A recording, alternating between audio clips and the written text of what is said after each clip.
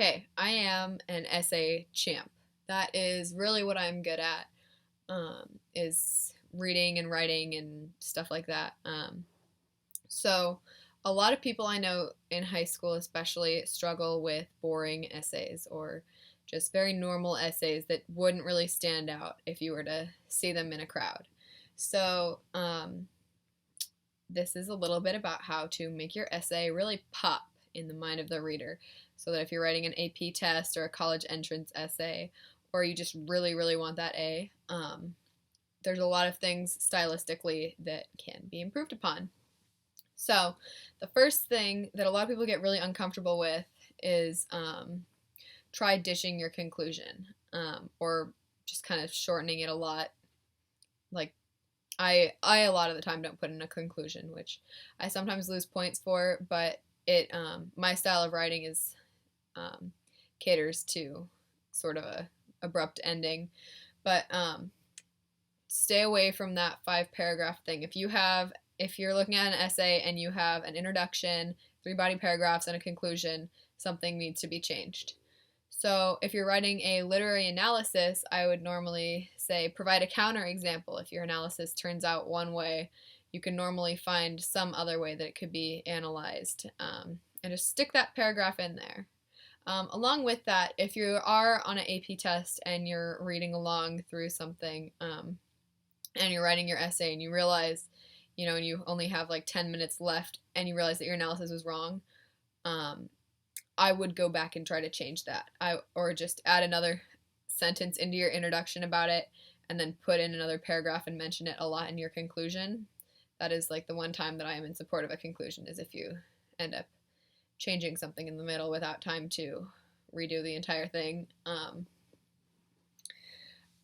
So another bit is don't over elaborate. This is a tendency in sort of beginning writers to try to put in flowery, excessive language, and that's really old-fashioned. A lot of writers these days are more into the sort of minimalistic. It's been trending that way for a long time.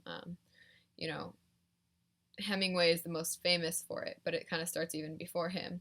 But like progressing now, even so, like modern writers that I think are going to be classics, like Coelho, would never put in too much flowery language. So that is a big no-no.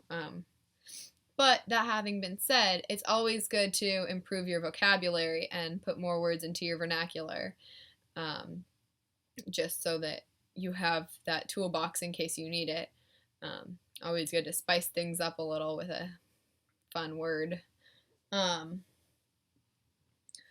Another thing is avoid personal anecdotes. This isn't always the case, because a lot of the time people will say write a personal essay, but in creative writing especially, or things about analyzing or anything like that, avoid personal anecdotes and stories. It's a juvenile way, an immature writing style. You always think, like, if I were to write a novel, it would totally be based off my life. But it wouldn't, if a lot of people's novels aren't actually based on their life, and those are sometimes the most meaningful. I don't think Hermann Hesse was Siddhartha, but, I guess you could have analyzed that and thought that he was.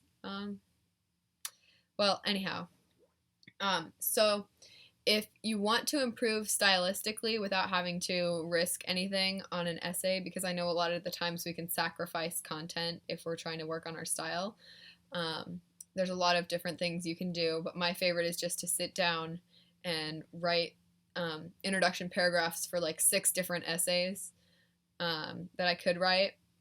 I actually had to do that recently working on college entrance essays.